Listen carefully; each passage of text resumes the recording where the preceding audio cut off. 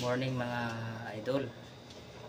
Magpapalit tayo ngayon ng motorized valve sa itong cold room dito, yung walk-in fridge. Palitan natin ng bago kasi nasira siya, kasi hindi na naglalamig mga idol. Ito na, disconnect lang natin itong wire kasi natin ito, tapos palitan natin ng bago.